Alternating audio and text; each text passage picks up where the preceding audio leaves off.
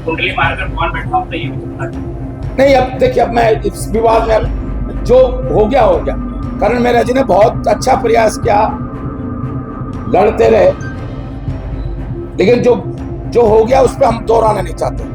अब जो देखिए, अब जो अब आएगी ना, चिंता मत करो। नहीं, आप पार्टी हाईकमान ने, मैं वही तो कह रहा हूं आपसे, पार्टी हाईकमान ने अभी मीटिंग बुलाई थी। जी हां दोस्तों, कांग्रेस सत्ता में आने के लिए छटपटा रही है बल, और 2027 का रण भले ही दूर लगे, लेकिन तैयारियां अभी से शुरू हो चुकी हैं बल। बीजेपी को घेरने के लिए कांग्रेस ने अपना नया प्लान तैयार किया है। सवाल ये, क्या ये रणनीति सच में सत्ताधारी पार्टी पर दबाव बनाएगी, और क्या 2027 में समीकरण बदल पाएंगे कांग्रेस वाले? आज की इस बड़ी खबर को लेकर आया हूं। इस गेम प्लान से शुरुआत करूंगा कि कांग्रेस क्या करने जा रही है, कांग्रेस का गेम प्लान है क्या, जो बैठक हुई उस बैठक में नतीजा क्या निकला। नमस्कार, पहला मैं पंकज रौतेला, आप देख रहे हैं उत्तराखंड न्यूज। दोस्तों, कांग्रेस की नई रणनीति क्या है, यह सब जानना चाहते हैं आज के दौर में, क्योंकि प्रदेश में या तो बीजेपी है या फिर कांग्रेस। पिछले 10 सालों से बीजेपी की सरकार, कांग्रेस वाले कहते हैं कि हम सत्ता परिवर्तन कर देंगे, चुनाव आते आते ये दावे धराशायी हो जाते हैं। हाल में कांग्रेस में बड़ा फेरबदल हुआ दगड़ियों, आप सबने देखा, मैंने देखा, जिसमें लगा कि कांग्रेस में नई जान अब फूंक दी गई है, लेकिन बदला बदला कुछ नहीं, कोई आक्रामक तेवर नहीं। एक हरक सिंह रावत दिख रहे, वो पहले करण मेहरा जब अध्यक्ष थे तब भी वैसे ही मुखर थे। अब उन्हें चुनाव समिति का अध्यक्ष बनाया गया, अध्यक्ष बदल गए, गोदियाल साहब हो गए, तब भी उनका वही रवैया, मतलब वही। बाकी कांग्रेस में वो जान फूंकने की जो बात होती है वो दिखती नहीं है। ऐसे में कांग्रेस ने अध्यक्ष तक बदल दिया और आगामी चुनावी नैया को पार लगाने के लिए एक चतुर्भुज प्लान तैयार किया, जिसमें गणेश गोदियाल से लेकर हरक सिंह रावत, प्रीतम सिंह और करण मेहरा को आगामी चुनाव की जिम्मेदारी दे दी गई। लेकिन सवाल कांग्रेस की रणनीति का है, क्योंकि हाल में आए हरक सिंह रावत के बयान में जनता के मुद्दों की गंभीरता नहीं दिखी। जनता के मुद्दों की गंभीरता से इतर वो बयान दिखा जिसमें लोग सिर्फ ठहाके लगा रहे थे और हंस रहे थे, बाकी कुछ समझ नहीं पाए। जिसमें बीजेपी के बड़े नेताओं पर निजी हमला हुआ, लेकिन उस बयान को बीजेपी वालों ने जवाब देने लायक तक नहीं समझा। कोई जवाब नहीं आया, किसको लेकर बयान नहीं दिया, छोटे मोटे बयान आए। सतपाल महाराज को लेकर कहा, सतपाल महाराज ने कुछ नहीं कहा। विनोद चमोली आए, विनोद चमोली को लेकर कहा, विनोद चमोली ने थोड़ा सा कह के निकल गए। पूर्व मुख्यमंत्री रमेश पोखरियाल निशंक के डिग्री पर, उनकी पढ़ाई लिखाई पर बड़ा सवाल कर दिया, उस पर कोई अता पता नहीं। तीरथ सिंह रावत पर बोले, धन सिंह रावत पर बोले, मौजूदा शिक्षा मंत्री, लेकिन किसी ने उस बयान को जवाब देने लायक तक नहीं समझा, या जवाब देना नहीं चाहते, या फिर हरक सिंह रावत को कुछ समझ नहीं रहे बीजेपी वाले, या कुछ और माजरा है। आप बताइएगा अगर आपको पता हो तो कमेंट के जरिए मुझे। कोई प्रतिक्रिया नहीं आई, जिससे लगे कि कांग्रेस का प्लान सत्ता में आने के अलावा जनता के मन में जगह बनाने को लेकर है। लेकिन दोस्तों, अब जो प्लान में कांग्रेस का मौजूदा प्लान बताने के लिए आया था, उस पर आता हूं, आपको बताता हूं। वो शायद आपको लगे इस के जरिए कि कुछ नया होगा कांग्रेस में, कांग्रेस आपके मुद्दों की बात करेगी। थोड़ा गौर कीजिएगा दोस्तों, और वीडियो में अंत तक जरूर बने रहिएगा। साल 2027 में होने वाले उत्तराखंड विधानसभा चुनाव में अभी 1 साल का वक्त है, तकरीबन, ज्यादा ही होगा थोड़ा, लेकिन राजनीतिक दलों की अपनी अपनी तैयारियां चल रही हैं, ये हम सब जानते हैं। इस चुनाव में जहां बीजेपी तीसरी बार सत्ता पर काबिज होना चाहती है, दावा कर रही है, कोई नहीं है टक्कर में, तो वही कांग्रेस ने अपना खोया जनाधार पाने की कोशिश शुरू की है, एक बैठक की है। बैठक में दोस्तों हरक सिंह रावत ने 2027 के विधानसभा चुनाव में पार्टी की जीत सुनिश्चित करने के लिए सभी नेताओं से सुझाव आमंत्रित किए हैं। पिछले 10 सालों से कांग्रेस यही सुझाव मांग रही है। अब वो सुझाव में क्या आता है, कौन सुझाव देने वाला है, कौन लेने वाला है, जमीन पर वो रवैया, वो आक्रामक तेवर, वो बीजेपी को सत्ता से उखाड़ फेंकने वाला कलेवर नहीं दिखता। हरक सिंह रावत बताते हैं इस बैठक के बाद कि 2027 के चुनाव से पहले कांग्रेस के जनता के बीच में क्या मुद्दा रहने वाले हैं, क्या किन मुद्दों पर कांग्रेस बात करेगी। इन सब विषयों पर चर्चा की गई इस बैठक में कि भैया ये मुद्दे होंगे, इस पर आप बात करिएगा। लेकिन खुद हरक सिंह रावत काफी वरिष्ठ नेता है, कई उनके बारे में ऐसा बोलना हमको खुद हल्का लगता है। भाई जो उत्तर प्रदेश सरकार में मंत्री रहे हों, उसके बाद उत्तराखंड की सियासत, जब उत्तराखंड बना उसके बाद उत्तराखंड की सियासत में सक्रिय रहे हों, अलग अलग पदों पर रहे हों, सरकार में रहे हों, मंत्री रहे हों, वो उनके बयान हल्के समझे जा रहे हैं। तो उन पर जिम्मेदारी चुनाव प्रबंधन की है, उन चुनाव कराने की है, बढ़िया कराने की और कांग्रेस को जीत दिलाने की है। दोस्तों, कांग्रेस के 10 साल, बीजेपी के 15 साल पर मंथन हुआ बल। यहां हरक सिंह रावत ने कहा कि उत्तराखंड में जो प्राकृतिक संसाधन है, अलग राज्य बनने के बाद संशोधन करते हुए उसका टैक्स उत्तराखंड को मिलना चाहिए था, लेकिन ये टैक्स उत्तर प्रदेश को जा रहा है। ये मामला बहुत पुराना है, इस पर कभी कोई बात हुई नहीं, क्योंकि विपक्ष वाले उस तरीके से मुद्दा उठा नहीं पाए और जो सत्ता में है उन्हें क्या फिक्र, उन्हें क्या लेना देना। उन्होंने केंद्र सरकार से मांग उठाई कि उत्तराखंड के प्राकृतिक जल संसाधनों का टैक्स राज्य को मिलना चाहिए। आज हमने देहरादून के टिहरी और हरिद्वार जिले के कुछ प्रमुख नेताओं को जो उपलब्ध थे, जिनमें माननीय सुरवीर सिंह चौहान जी हैं, बिरमानी जी है, कर्नल नेगी जी है, ब्रह्मचारी जी हैं, प्रमुख लोगों से मैंने आज बातचीत करी, अनौपचारिक बातचीत की। और प्रदेश व्यापी क्या मुद्दे होंगे, विधानसभा वाइज क्या मुद्दे होंगे, पोलिंग बूथ को कैसे मजबूत किया जाना है, महिलाओं कैसे जोड़ना है, पूर्व सैनिकों को कैसे जोड़ना है, इन सारे मुद्दों पे आज चर्चा हुई। और हम प्रदेश के स्तर पर जो मुद्दे हैं, जैसे बेरोजगारी का मुद्दा है, अग्निवीर का मुद्दा है, महिलाओं का उत्पीड़न का मुद्दा है, इन सारे मुद्दों को हम प्रदेश के स्तर पर और विधानसभा के स्तर पर, जिले के स्तर पर, जैसे हम कोटद्वार के मुद्दे हैं तो अलग अलग, एक प्रदेश व्यापी होगा और एक विधानसभा वाइज होगा, एक जिला वाइज होगा। तो इन सारे मुद्दों पर मैंने आज देहरादून के कुछ प्रमुख नेताओं से बातचीत की है।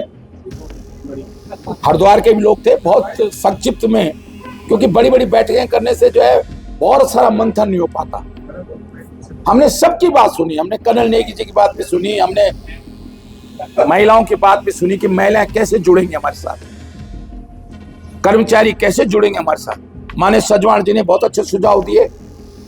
तो अब हम एक तरफ हम आक्रामक होकर प्रदेश व्यापी मुद्दे पर, जिला स्तर के मुद्दों पर आक्रामक होंगे, दूसरा पोलिंग बूथ को भी मजबूत कैसे करेंगे, उस पर भी हमारी तैयारी है। और हमने अब हर दिन को चुनाव का दिन समझ के, क्योंकि मैं जसमिलिट साइंस का विद्यार्थी हूं, जब पीस होता है वो शांत चुपचाप बैठने के लिए नहीं होता, वो युद्ध के रिहर्सल की तैयारी के लिए होता है। तो हमारा हर दिन चुनाव का दिन मानकर हम अब तैयारी कर रहे हैं। दोस्तों, हरक सिंह रावत ने कहा कि हर जिले के वरिष्ठ नेताओं के साथ बैठक करके जिले की समस्याओं का फीडबैक लिया जाएगा। पिछले 10 सालों से कांग्रेस फीडबैक ले रही है और उन मुद्दों को कांग्रेस पार्टी प्रमुखता से उठाने का काम करेगी, ताकि उन मुद्दों और समस्याओं पर जनता और सरकार का ध्यान खींचा जा सके। तो कुंडली मारकर कौन बैठा होता, ये भी तो बता दीजिए। नहीं, अब देखिए, अब मैं इस विवाद में जो हो गया हो गया। करण मेहरा जी ने बहुत अच्छा प्रयास किया, लड़ते रहे, लेकिन जो हो गया उस पर हम दोहराना नहीं चाहते। अब जो देखिए, अब आएगी ना, चिंता मत करो। नहीं, अब पार्टी हाईकमान ने, मैं वही तो कह रहा हूं आपसे, पार्टी हाईकमान ने अभी मीटिंग बुलाई थी, उसमें स्पष्ट रूप से हमको 15 दिन का समय दिया गया है। यह पार्टी हाईकमान की ओर से कांग्रेस, माननीय राहुल गांधी, खड़गे जी, वेणुगोपाल जी, सैलजाल जी की ओर से हमको समय निर्धारित कर दिया गया है। हमारी पार्टी के प्रदेश के नेताओं, 8 तारीख हम फिर बैठने वाले हैं दिल्ली में, और हम हमने भी पहले रिक्वेस्ट करी और हमारी रिक्वेस्ट को हमारी पार्टी हाईकमान ने मान लिया। हमारा चुनाव स्टेट है, कार्यकारिणी प्रदेश की बन जानी चाहिए। बहुत सारी चीजें हमने आपस में विचार विमर्श कर लिया है, सहमति बन गई है कि कितने उपाध्यक्ष बनेंगे, महामंत्री, और ये कौन बनेगा ये इस पे नहीं सहमत हूं, लेकिन ढांचा क्या होगा प्रदेश का उसमें सहमति होगी। जैसे मेरी चुनाव प्रबंधन समिति है, उसकी स्थिति क्या होगी उस पे गोदयाल जी, पार्टी हाईकमान के सम्मुख मेरे अनौपचारिक बातचीत हो चुकी है।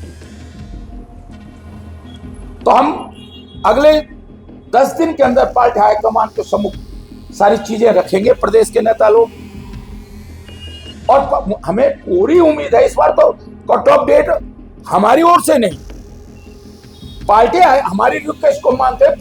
पार्टी हाईकमान ने हमको कहा है कि नहीं, हम सब कुछ फिनिश 15 दिन के अंदर कर देंगे।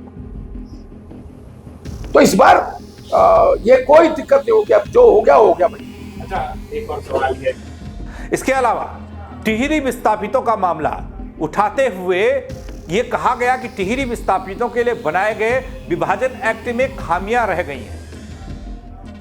अब कब टिहरी वाला मसला, कब वहां के लोग विस्थापित हुए और खामियां आज याद आ रही है कांग्रेस को? यही तो देरी है, इसलिए सत्ता में आने में देरी हो रही है लग रहा है। अपने घर, संस्कृति, रीति रिवाज को छोड़कर उन्हें विस्थापित होना पड़ा था, ये हम सब जानते हैं। आज भी रोते हैं वहां के विस्थापित लोग, लेकिन उनके लिए जो चीजें होनी चाहिए थी वो चीजें नहीं हो पाई क्या? उसके लिए कौन जिम्मेदार? मैं तो नहीं, आप मेरे दर्शक तो नहीं, इस मेरे प्रदेश की सियासत है, सरकारें हैं। इसलिए मुफ्त बिजली मिलनी चाहिए, ये बात कहना है उनका, क्योंकि टिहरी डैम से बिजली का बनना और हमारे उत्तराखंड में बिजली का महंगा होना, बाहरी लोगों को बिजली बेचते हैं, लेकिन टिहरी से विस्थापित जो लोग हैं वही बिजली का बिल चुका रहे भारी भरकम। फ्री बिजली नहीं दी जा रही है उनको, जो चिंता का विषय है। हरक सिंह रावत चिंता जता रहे हैं आज। जैसे कई बार क्या होता है कि रथ सेना एक युद्ध में रथ सेना जीत गई, अब उस सेना ने दूसरा राजा को लगता है कि यार राजनीतिक दलों के लिए चुनाव एक वार है, एक युद्ध है, जो जीता वो सिकंदर, ये हमारे लिए एक युद्ध है।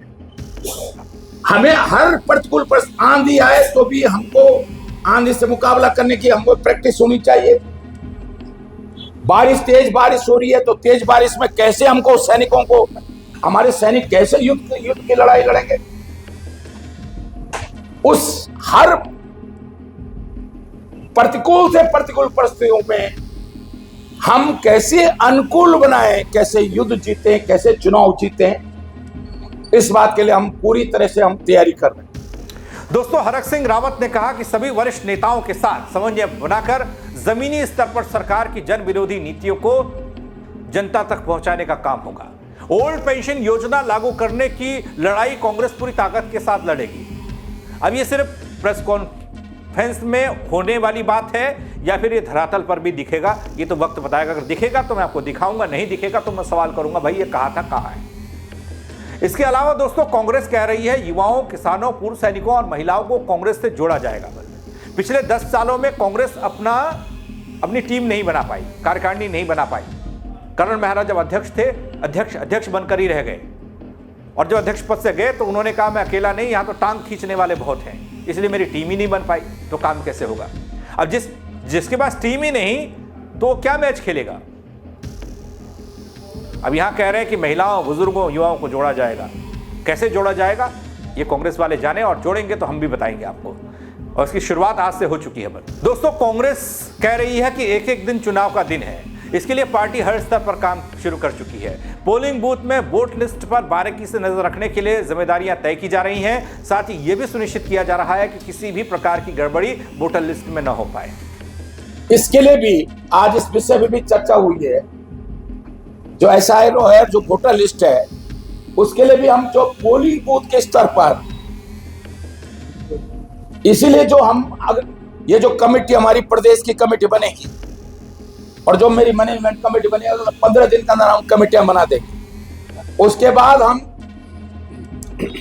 सचिव को एक विधानसभा देंगे ज्यादा से ज्यादा दो विधानसभा का प्रभारी जो हमारा सचिव होगा उसको देंगे, जिले का प्रभारी महामंत्री होगा, और वो विधानसभा के स्तर पर मॉनिटरिंग करेंगे, ब्लॉक के स्तर पर मॉनिटरिंग करेंगे और पोलिंग बूथ के स्तर पर मॉनिटरिंग करेंगे। हमारे जो सचिव हैं, जो जिनको भी प्रभारी बनाया जाएगा विधानसभा का, वो ब्लॉक की कमेटी के साथ पोलिंग बूथ पर वोटर लिस्ट में कैसे नाम जोड़ा जाए, या जिनके नाम छूट गए, कट गए, जो नए वोटर हैं उनके नाम जोड़े जाए, जिनके नाम काट दिए गए उनके नाम कैसे जुड़े, जो दिल्ली विधानसभा में जिन्होंने वोट दे दिया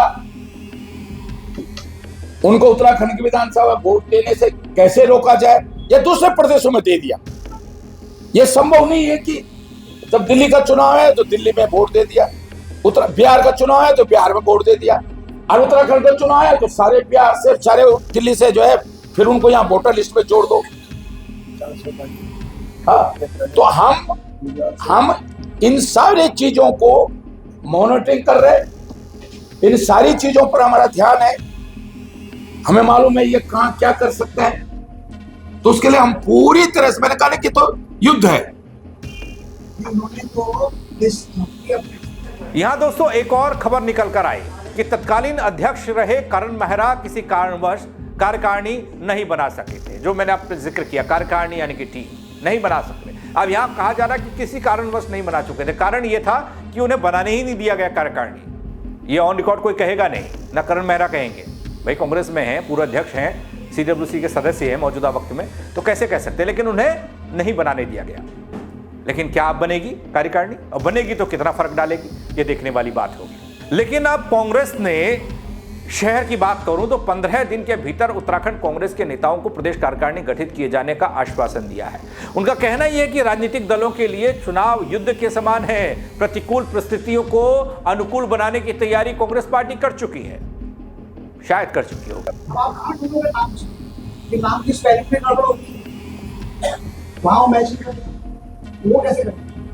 नहीं, अब उसके लिए तो देखिए मैं आप बताऊं, क्योंकि उसके स्तर पर हम, जो हमारे ब्लॉक स्तर पर है, जो हमारे जो नीचे स्तर पर कार्यकर्ता है, क्योंकि देखिए सब जगह तो हम संभव ही नहीं कर सकते। हम तो एक डायरेक्शन अपने कार्यकर्ताओं, आज भी ये चर्चा हम लोगों ने की है आज आपस में, हमने नेगी जी से कहा भाई, और हम अब कुछ ये जो ढांचा प्रदेश के लेवल बनाएंगे, हम ये इसी को मॉनिटरिंग करने के लिए करेंगे। पहले कांग्रेस में क्या होता था कि प्रभारी बन गया, प्रभारी एक दिन के लिए जा रहा है विधानसभा में, स्वागत कराया, माला पहनी, फोटो खिंचाया, प्रेस करी और लौट आया। अब नहीं भैया, पोलिंग बूथ पर जो है, माना 121 पोलिंग बूथ हैं, उन 100 पोलिंग बूथों की स्थिति क्या है, वोटर, उस गांव में जो वोटर हैं, वोटर बने नहीं बने, अगर नहीं बने, किसी जाति धर्म के हों, अगर वो उस गांव में रह रहे हैं, उस गांव में स्थायी निवासी है, पोलिंग बूथ का जो उनका अधिकार है, उसकी लड़ाई हम लड़ेंगे कि उसके मतदाता को डॉक्टर अंबेडकर जी ने जो हमारा संविधान बनाया है, सबसे बड़ा अधिकार हमारा है मताधिकार का अधिकार। किसी भी व्यक्ति का मताधिकार का अधिकार से वो वंचित ना हो, इसकी लड़ाई हम पोलिंग बूथ के स्तर पर हम लड़ाई लड़ेंगे। तो दोस्तों 2027 के रण से पहले कांग्रेस का ये दावा, कांग्रेस की ये बैठक, कांग्रेस की ये रणनीति, ये मोर्चाबंदी क्या कहती है, और बीजेपी को घेरने की उसकी नई रणनीति कितना असर दिखाएगी, ये आने वाला वक्त बताएगा। लेकिन इतना तय है, उत्तराखंड की राजनीतिक हवा अब पहले जैसी शांत नहीं है, हलचल शुरू हो चुकी है। अब कांग्रेस की ये हलचल क्या भूकंप में बदलेगी बीजेपी के लिए? आप बताइएगा कमेंट के जरिए। मेरे साथ जुड़ने के लिए आप सबका बहुत शुक्रिया। जय उत्तराखंड डगरियों। तो कुंडली मारकर कौन बैठा होता है, नहीं, अब देखिए, अब मैं इस विवाद में जो हो गया करण मेहरा जी ने बहुत अच्छा प्रयास किया, लड़ते रहे, लेकिन जो हो गया उस पर हम दोहराना नहीं चाहते। अब जो देखिए, अब आएगी ना चिंता मत करो, नहीं, आप पार्टी हाईकमान ने, मैं वही तो कह रहा हूं आपसे, पार्टी हाईकमान ने अभी मीटिंग बुलाई थी,